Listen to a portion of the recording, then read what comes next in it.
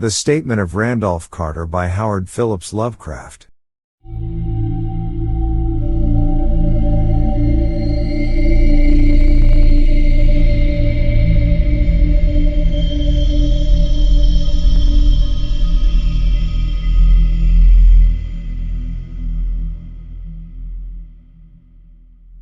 I repeat to you, gentlemen, that your inquisition is fruitless. Detain me here forever if you will confine or execute me if you must have a victim to propitiate the illusion you call justice, but I can say no more than I have said already.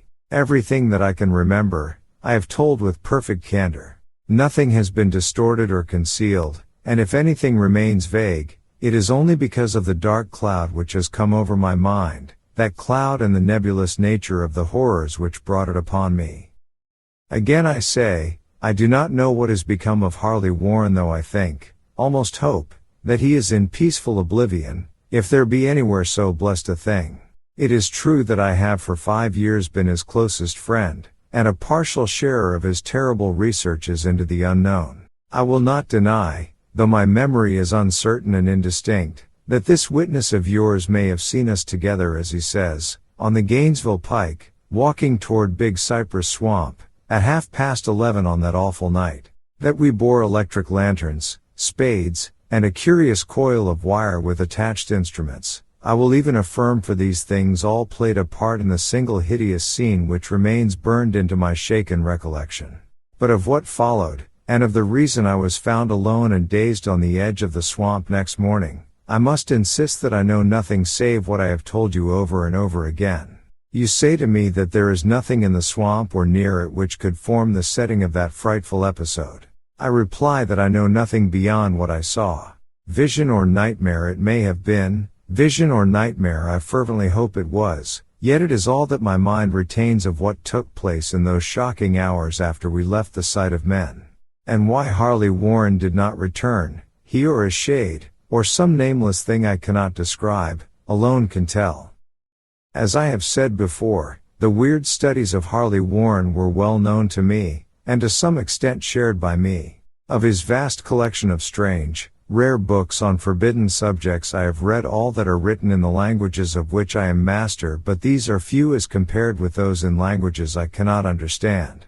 Most, I believe, are in Arabic, and the fiend-inspired book which brought on the end, the book which he carried in his pocket out of the world, was written in characters whose like I never saw elsewhere. Warren would never tell me just what was in that book. As to the nature of our studies, must I say again that I no longer retain full comprehension? It seems to me rather merciful that I do not, for they were terrible studies, which I pursued more through reluctant fascination than through actual inclination.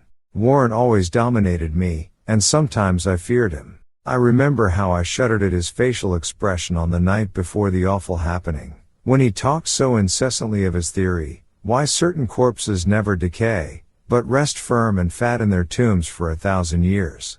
But I do not fear him now, for I suspect that he has known horrors beyond my ken. Now I fear for him. Once more I say that I have no clear idea of our object on that night. Certainly, it had much to do with something in the book which Warren carried with him, that ancient book in undecipherable characters which had come to him from India a month before, but I swear I do not know what it was that we expected to find. Your witness says he saw us at 11:30 on the Gainesville Pike, headed for Big Cypress Swamp. This is probably true, but I have no distinct memory of it. The picture seared into my soul is of one scene only, and the hour must have been long after midnight, for a waning crescent moon was high in the vaporous heavens. The place was an ancient cemetery, so ancient that I trembled at the manifold signs of immemorial years. It was in a deep, damp hollow, overgrown with rank grass, moss, and curious creeping weeds, and filled with a vague stench which my idle fancy associated absurdly with rotting stone. On every hand were the signs of neglect and decrepitude, and I seemed haunted by the notion that Warren and I were the first living creatures to invade a lethal silence of centuries. Over the valley's rim a waning crescent moon peered through the noisome vapors that seemed to emanate from unheard-of catacombs, and by its feeble, wavering beams I could distinguish a repellent array of antique slabs, urns, cenotaphs, and mausolean facades all crumbling, moss-grown, and moisture-stained, and partly concealed by the gross luxuriance of the unhealthy vegetation. My first vivid impression of my own presence in this terrible necropolis concerns the act of pausing with Warren before a certain half-obliterated sepulchre, and of throwing down some burdens which we seemed to have been carrying. I now observed that I had with me an electric lantern and 2 spades, whilst my companion was supplied with a similar lantern and a portable telephone outfit. No word was uttered, for the spot and the task seemed known to us, and without delay we seized our spades and commenced to clear away the grass, weeds, and drifted earth from the flat, archaic mortuary. After uncovering the entire surface, which consisted of 3 immense granite slabs, we stepped back some distance to survey the charnel scene, and Warren appeared to make some mental calculations. Then he returned to the sepulchre, and using his spade as a lever, sought to pry up the slab lying nearest to a stony ruin which may have been a monument in its day. He did not succeed, and motioned to me to come to his assistance. Finally our combined strength loosened the stone, which we raised and tipped to one side. The removal of the slab revealed a black aperture, from which rushed an effluence of miasmal gases so nauseous that we started back in horror. After an interval, however, we approached the pit again, and found the exhalations less unbearable. Our lanterns disclosed the top of a flight of stone steps, dripping with some detestable ichor of the inner earth, and bordered by moist walls encrusted with niter. And now for the first time my memory records verbal discourse, Warren addressing me at length in his mellow tenor voice, a voice singularly unperturbed by our awesome surroundings. "I'm sorry to have to ask you to stay on the surface," he said. "but it would be a crime to let anyone with your frail nerves go down there. You can't imagine, even from what you have read and from what I've told you, the things I shall have to see and do. It's fiendish work, Carter, and I doubt if any man without ironclad sensibilities could ever see it through and come up alive and sane.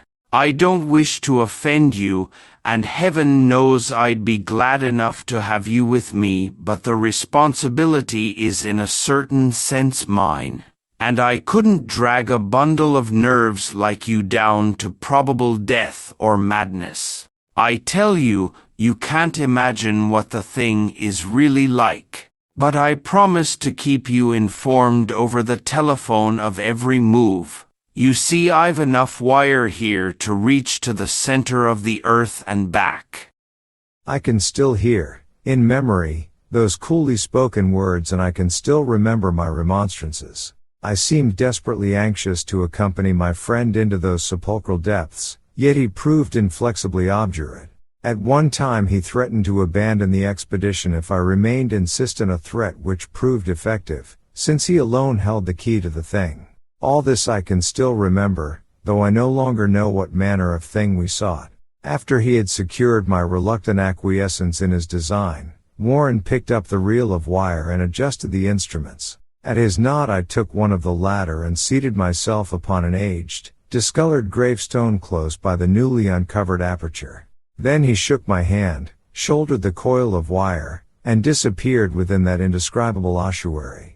For a moment I kept sight of the glow of his lantern, and heard the rustle of the wire as he laid it down after him, but the glow soon disappeared abruptly, as if a turn in the stone staircase had been encountered, and the sound died away almost as quickly. I was alone, yet bound to the unknown depths by those magic strands whose insulated surface lay green beneath the struggling beams of that waning crescent moon.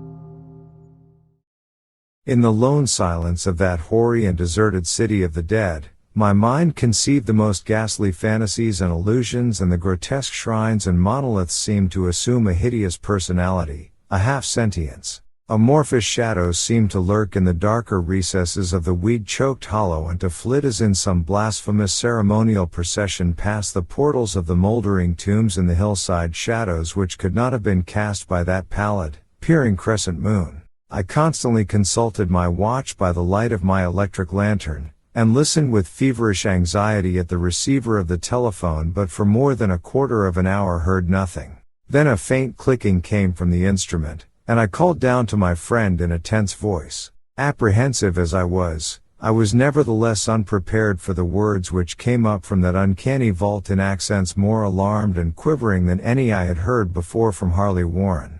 He who had so calmly left me a little while previously, now called from below in a shaky whisper more portentous than the loudest shriek. God, if you could see what I am seeing. I could not answer. Speechless, I could only wait. Then came the frenzied tones again. Carter, it's terrible, monstrous, unbelievable.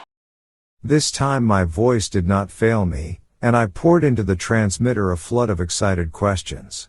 Terrified, I continued to repeat. Warren, what is it? What is it? Once more came the voice of my friend, still hoarse with fear, and now apparently tinged with despair. I can't tell you, Carter. It's too utterly beyond thought. I dare not tell you. No man could know it and live, great God. I never dreamed of this. Stillness again, save for my now incoherent torrent of shuddering inquiry. Then the voice of Warren in a pitch of wilder consternation. Carter, for the love of God, put back the slab and get out of this if you can. Quick, leave everything else and make for the outside. It's your only chance. Do as I say, and don't ask me to explain. I heard, yet was able only to repeat my frantic questions. Around me were the tombs and the darkness and the shadows below me, some peril beyond the radius of the human imagination. But my friend was in greater danger than I, and through my fear I felt a vague resentment that he should deem me capable of deserting him under such circumstances. More clicking, and after a pause a piteous cry from Warren. Beat it. For God's sake, put back the slab and beat it, Carter.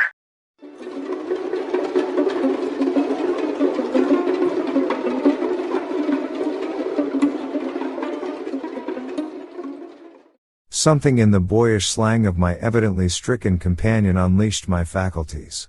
I formed and shouted a resolution. Warren, brace up. I'm coming down. But at this offer the tone of my auditor changed to a scream of utter despair. Don't. You can't understand. It's too late, and my own fault. Put back the slab and run. There's nothing else you or anyone can do now.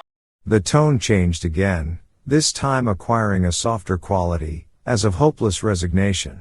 Yet it remained tense through anxiety for me. Quick, before it's too late. I tried not to heed him, tried to break through the paralysis which held me, and to fulfill my vow to rush down to his aid. But his next whisper found me still held inert in the chains of stark horror. Carter, hurry. It's no use. You must go. Better one than two. The slab. A pause, more clicking, then the faint voice of Warren. Nearly over now. Don't make it harder. Cover up those damn steps and run for your life. You're losing time. So long, Carter. Won't see you again. Here Warren's whisper swelled into a cry that gradually rose to a shriek fraught with all the horror of the ages. Curse these hellish things. Legions. My God, beat it, beat it, beat it. After that was silence. I know not how many interminable eons I sat stupefied, whispering, muttering, calling, screaming into that telephone. Over and over again through those eons I whispered and muttered, called, shouted, and screamed. Warren, Warren, answer me, are you there?